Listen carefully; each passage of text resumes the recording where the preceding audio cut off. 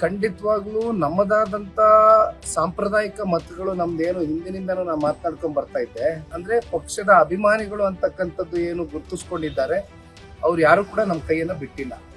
ಸ್ನೇಹಿತರೆ, ಕರ್ನಾಟಕದಲ್ಲಿ 3 ಕ್ಷೇತ್ರಗಳಲ್ಲಿ ಬೈ ಎಲೆಕ್ಷನ್ ನಡೆದಿತ್ತು.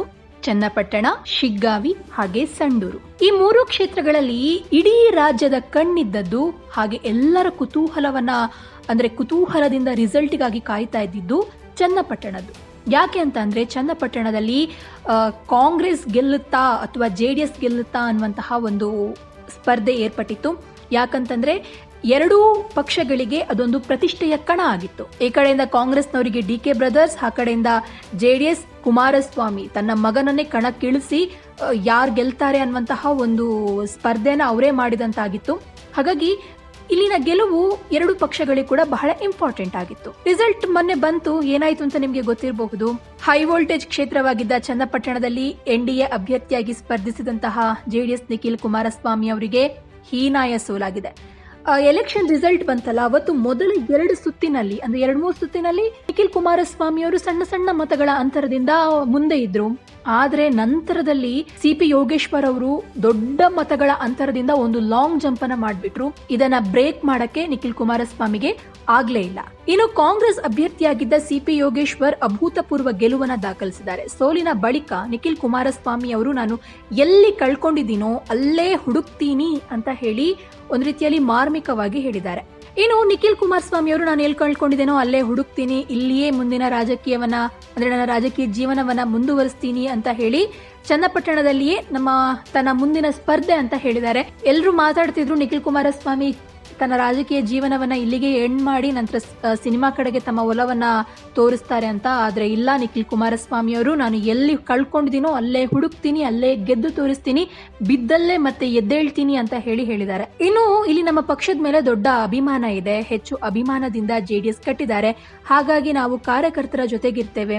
ಯಾರು ಸಹ ತಮ್ಮ ಕುಟುಂಬಕ್ಕೆ ನೋವು ಮಾಡಿಕೊಡ್ಬೇಡಿ, ನಿಮ್ ಜೊತೆಗೆ ಸದಾ ಇರ್ತೇನೆ, ಯಾರು ಸಹ ಕೆಟ್ಟ ನಿರ್ಧಾರವನ್ನ ಮಾಡಬೇಡಿ ಅಂತ ಅಭಿಮಾನಿಗಳಲ್ಲಿ ನಿಖಿಲ್ ಕುಮಾರಸ್ವಾಮಿ ಮನವಿಯನ್ನ ಮಾಡಿದ್ದಾರೆ. ಇನ್ನು ಚುನಾವಣೆಗೆ 2 ದಿನ ಇರುವಾಗ ಮಹಿಳೆಯರ ಖಾತೆಗೆ ಗೃಹಲಕ್ಷ್ಮಿ ಹಣ ಹಾಕ್ತಾರೆ.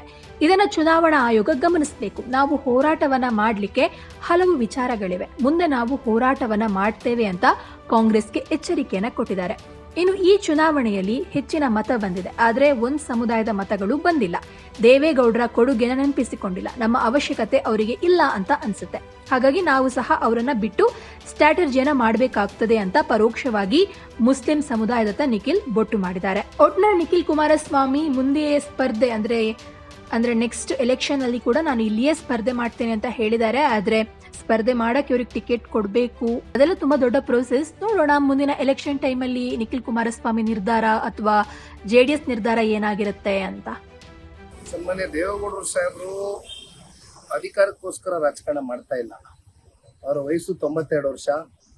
ಅವರ ಮಾರ್ಗದರ್ಶನ ದೇಶ ಕಟ್ತಕ್ಕಂಥದಕ್ಕೆ, ನಮ್ಮ ರಾಜ್ಯವನ್ನ ಕಟ್ತಕ್ಕಂಥದಕ್ಕೆ ಬೇಕು ಅಂತಕ್ಕಂಥದ್ದು ದೇಶದ ಗೌರವಾನ್ವಿತ ಪ್ರಧಾನಮಂತ್ರಿಗಳು ಶ್ರೀ ನರೇಂದ್ರ ಮೋದಿಜಿ ಅವರು ಅನೇಕ ಸಂದರ್ಭದಲ್ಲಿ ಮಾತನಾಡಿದ್ದಾರೆ.